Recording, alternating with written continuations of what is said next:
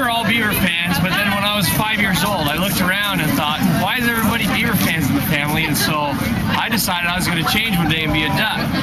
And the only thing that my dad here said to me was, that's fine, but when you choose, you choose. None of this flip-flop stuff. And so ever since then, I've been a Duck fan, and he's supported me, which is why we have the Duck. That's why we got the Duck flag and the blow-up Duck on top of the Suburban. So, got to represent both ways, but, you know, this is truly the Civil War right here. The family divided.